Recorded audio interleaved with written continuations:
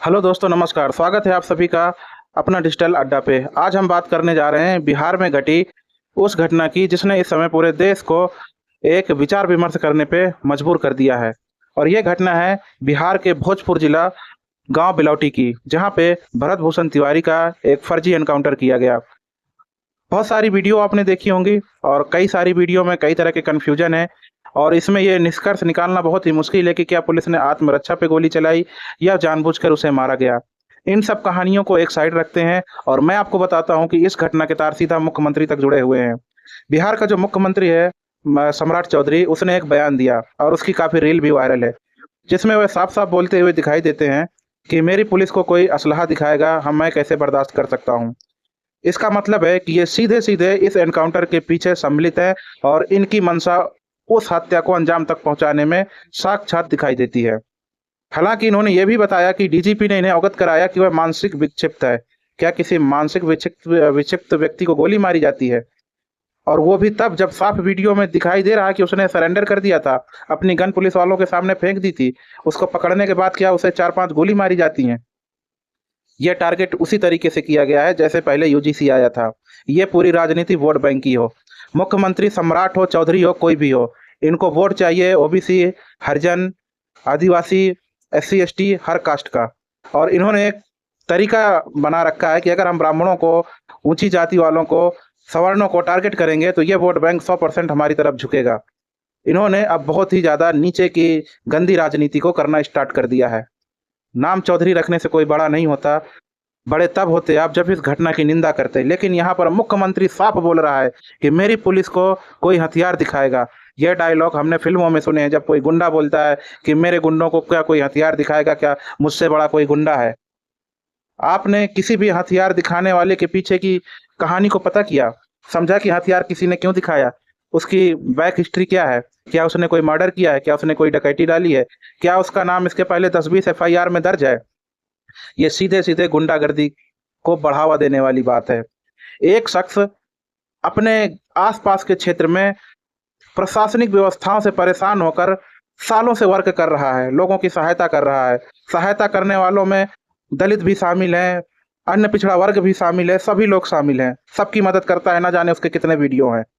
बगैर उसकी हिस्ट्री देखे डायरेक्ट मुख्यमंत्री के आदेश पर यह एनकाउंटर हुआ है, जो सीधे सीधे पूरा फर्जी है।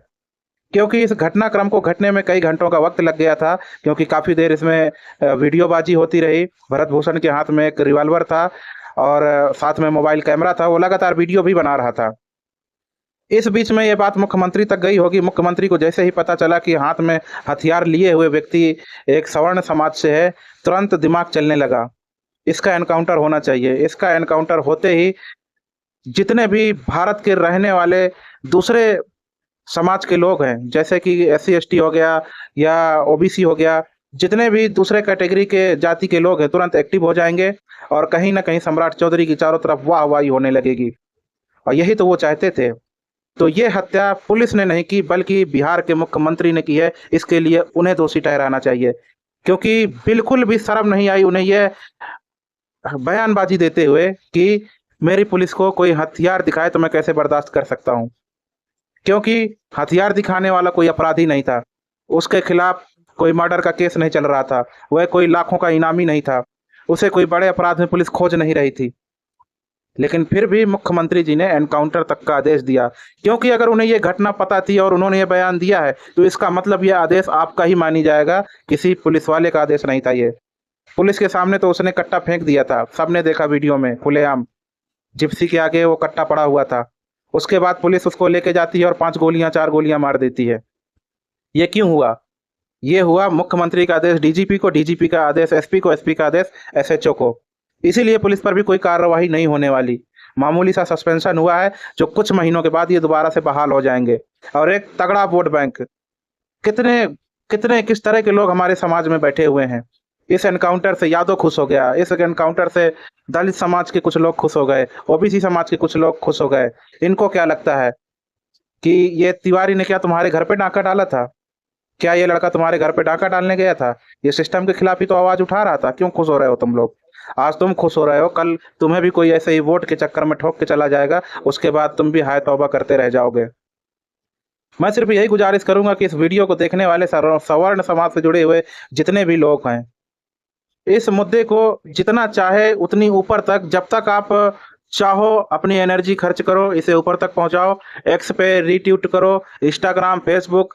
इस मुद्दे को वैसे आप हथियार उठा के लड़ने तो जा नहीं सकते हो। पुलिस के खिलाफ आप कितने दिन धरना प्रदर्शन कर लोगे? एक दो दिन, उसमें भी क्षेत्र के लोग, आप लोग कुछ करने वाले नहीं हो। लेकिन अगर आप चाहो तो इस सोशल मीडिया पे इस मुद्दे को 6-6, 7-7, 8-8 महीने तक के लिए ट्रेंड करवा दो। ये मुद्दा हटने ही ना पाए भारत की राजनीति से। दुनिया में क्या हो रहा है इस मुद्दे में, पूरा का पूरा सोशल मीडिया प्लेटफॉर्म ही उलझ कर रह जाए। तो इससे बड़ा हथियार भी आप लोगों के पास कुछ नहीं है। लेकिन क्या आप ऐसा करोगे, या फिर डांस करने वाली लड़कियों की रील देखने में बिजी हो जाओगे? मुझे नहीं पता क्या करोगे। मैं तो एक एनालाइज वीडियो तैयार करता हूँ, और वो मैं किसी भी समाज के ऊपर तैयार करता हूँ। ओबीसी के ऊपर भी मैंने कर रखा है, एससी एसटी वालों के ऊपर भी कर रखा है। जिसके साथ गलत हुआ सबके साथ मैं वीडियो बनाता हूँ। आज सवर्ण समाज के साथ मुझे लगा कि गलत हो रहा है, तो मैं आज यहाँ पे वीडियो बना रहा हूँ। मुझे मुख्यमंत्री का दिया हुआ गैर जिम्मेदाराना बयान बिल्कुल भी रास नहीं आया। ये सीधे सीधे एक गुंडे की खुली चुनौती थी कि मैंने तो मरवा दिया क्योंकि उसने मेरे गुंडों को पिस्तौल दिखाई थी। अगर इस बयान का दूसरा मतलब मैं निकालूं तो सिर्फ यही निकलता है कि मेरे गुंडों को एक दूसरे गुंडे ने पिस्तौल दिखाई थी, तो मेरे गुंडों ने उसे मार दिया।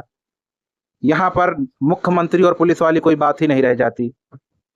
अरे जब तुम लोगों ने अरेस्ट किया था तो उसका बैकग्राउंड पता कर लेते, हमें भी अच्छा लगता। अगर वो अपराधी होता, उसने विकास दुबे जैसा, जैसे विकास दुबे कानपुर का एनकाउंटर हुआ था, उसके जैसा अपराधी होता, लोगों की जमीनें उसने हड़प रखी होती, या फिर उसने बहुत लोगों के साथ फ्रॉड किया होता, या बहुत सारे क्राइम मुकदमे उसके खिलाफ चल रहे होते, तो एक बार को तसल्ली होती कि चलो एनकाउंटर फर्जी ही सही, लेकिन एक निकम्मा व्यक्ति, गुंडा आदमी मारा गया, चलो समाज का सुधार ही होगा। लेकिन मारा तो किसे मारा? तुम्हारा खुद का डीजीपी बोल रहा है कि वो मानसिक विक्षिप्त है। तो क्या मानसिक विक्षिप्त व्यक्ति को आप हथियार फेंकने के बाद भी गोली मारते हो? क्या ग्वालियर में जितने मानसिक विक्षिप्त रोगी पागल खाने में भर्ती हैं उन्हें आप गोली मरवा दोगे? यहाँ पे दोस्तों समझने वाली बात सिर्फ ये है कि अपराधी पुलिस नहीं, बिहार का मुख्यमंत्री है। ये पूरी की पूरी राजनीति वोट बैंक की है, इसके अलावा और कुछ नहीं। इतना बयान काफी है सम्राट चौधरी का कि मेरे पुलिस को कोई हथियार दिखाएगा क्या?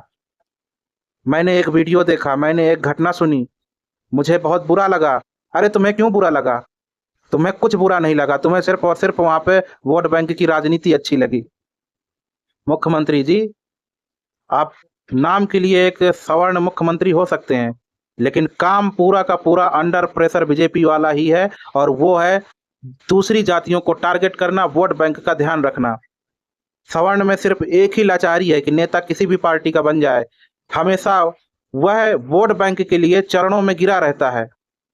कहाँ गिरा रहता है अब ये मुझे समझाने की जरूरत नहीं है। और जहां तक मेरी वीडियो जिन भाइयों तक पहुंचे, तो आप अपने समाज के लिए लड़िए। लड़ने के लिए रोड नहीं चाहिए, हथियार नहीं चाहिए, मैदान नहीं चाहिए। सिर्फ मोबाइल पे इसी से जुड़ी हुई वीडियो ही ट्रेंडिंग होनी चाहिए, इसी से जुड़ी हुई बातें ही सर्च में रहनी चाहिए। ये भी एक बहुत बड़ी लड़ाई होती है। अगर आप इसी मुद्दे पे ध्यान दोगे, इसी से जुड़ी हुई रील देखोगे, तो ये मुद्दा ट्रेंडिंग करता रहेगा। और जो अधिकारी आज सस्पेंड हुए हैं वो कल के बर्खास्त होंगे। और ये बात मुख्यमंत्री जी ने जो बोली है, ये कल को माफी मांगते भी नजर आएंगे, और इन्हें मांगनी भी चाहिए। क्योंकि ऐसे में आप पुलिस का नहीं, गुंडों का साथ दे रहे हैं। ये बिल्कुल वही बात हो गई कि क्या मेरे गुंडे को कोई असलहा दिखाएगा? तो गुंडे क्या करते हैं? या तो मारे जाते हैं, या तो वो मार देते हैं, दो में से एक ही होता है। और इसका आप समर्थन कर रहे हैं खुलेआम एक मुख्यमंत्री होते हुए। क्या आप इस पद को संभालने लायक हैं? मेरे ख्याल से और पब्लिक के ख्याल से तो शायद नहीं होंगे। लेकिन हो सकता है मोदी जी की सोच आपके ऊपर हावी हो गई हो, क्योंकि उन्होंने तो वैसे भी दलितों के चरण धोकर पिए हैं। और उनके वोट बैंक का सम्मान करने के लिए तो कोई भी मुख्यमंत्री किसी भी हद तक जा सकता है, इसमें कोई बड़ी बात नहीं है। अगर आप मेरी पिछली हिस्ट्री उठाकर देखेंगे तो मोदी भक्ति से ज्यादा मैंने भी कुछ नहीं किया। और आज भी हमारे पास ऑप्शन नहीं है बीजेपी के अलावा। अगर देखा जाए तो मेरे सोच में हम लोगों के पास कोई ऑप्शन नहीं है, क्योंकि हम हमेशा देशभक्ति को सपोर्ट करते हैं। लेकिन ये लोग सिर्फ वोट भक्ति को सपोर्ट करते हैं। और बात भी सही है, करना भी चाहिए। वोट होगा तभी तो इन लोगों को सत्ता मिलेगी, अगर वोट नहीं होगा तो सत्ता नहीं मिलेगी। और अकेले हम लोग इतनी औकात नहीं रखते हैं कि इन्हें सत्ता पर रख सकें। इन्हें दूसरों की वोट बैंक चाहिए। लेकिन इतना भी नीचे ना गिर जाओ, इतना भी नीचे ना गिर जाओ कि आप निर्दोषों की जान लेने लगो सिर्फ और सिर्फ वोट बैंक के लिए। सरकारी तबका किस हद तक किसी को परेशान कर सकता है, ये एक अलग बात है। मैं समझ सकता हूँ कि भरत भूषण तिवारी पे क्या गुजर रही होगी। क्योंकि आप किसी गांव में चले जाओ, कोटेदार आपको गाली दे रहा है, आप खोपड़ी के बल खड़े हो जाओ, जितना मर्जी डीएम के पास दौड़ लो, जहां मर्जी कंप्लेन कर दो, उसकी पीढ़ियां बीत जाती हैं। बाबा से बेटा, बेटा से नाती तक कोटा चला आता है, लेकिन वो कभी सस्पेंड नहीं होता। वो चाहे जितने की यूनिट खा जाए, चाहे जितनों के नाम कटवा दे, चाहे जो मर्जी कर दे, पूरे गांव में कितनी भी उसके खिलाफ कंप्लेनें हो जाएं, कितनी भी लोग कहीं भी जाके कुछ भी कर दें, कोटा बना है तो बना है। ये मैं यूपी की बात बता रहा हूँ। 10-76 पे भले 76 से ज्यादा कॉल एक दिन में चली जाए, कुछ होता ही नहीं है। क्योंकि वहां पे केवल लास्ट लगाई हुई रिपोर्ट को ही अंतिम फैसला मान लिया जाता है। कस्टमर उसके बाद चिल्लाता रहे कि मेरे साथ न्याय हुआ या नहीं हुआ, कोई सुनने वाला नहीं होता। आजकल जो यूपी का हेल्पलाइन नंबर है 1076, वो सिर्फ एक औपचारिकता बनकर रह गया है। सपोर्ट करिए कि अगर आपने एक कंप्लेन कर दी कि मेरे दरवाजे पे नाली भरी हुई है और इसकी सफाई कोई कर्मचारी करने को तैयार नहीं है, आपकी कंप्लेन नोट कर ली जाएगी और आपको 5-6 दिन बाद एक कॉल आएगा और वो बोलेगा कि आपकी समस्या का निदान हो गया है और हमें लिख के भेजा गया है कि आप संतुष्ट हैं। ना आपके सामने नाली की सफाई होगी, ना आपके किए हुए किसी भी कंप्लेन का समाधान होगा, और वहां पे उसे संतुष्ट दर्ज दर्ज करवा दिया जाएगा। किसी भी डिपार्टमेंट में आप ऐसा करके देख लो, स्वास्थ्य डिपार्टमेंट हो, गांव का कोटा हो, या प्रधान हो, या सफाई हो, बिजली हो, पानी हो, किसी पे भी ट्राई करके देख लीजिए, कहीं कोई सुनवाई नहीं। बिजली का तो आलम यह है कि आप 19-12 में हजारों कंप्लेन कर दो, एक बार भी मजाल क्या है कि कॉल लौट कर आ जाए और आपकी समस्या को दोबारा पूछ लिया जाए। ऐसा कभी कुछ होता ही नहीं है।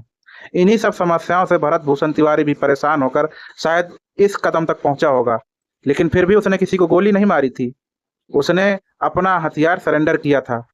क्या बिहार पुलिस हर उस व्यक्ति को गोली मार चुकी है जिसके पास अवैध असलहे बरामद हुए हैं? लाखों की संख्या में ऐसे बिहार में केस है जहां से अवैध असलहे बरामद किए गए हैं। क्या उन सभी को गोली मारी गई है? सम्राट चौधरी का बयान और पुलिस की इस घटना को अंजाम देने का सिर्फ एक ही मतलब है, वोट बैंक की राजनीति, और इसे समझने की जरूरत है।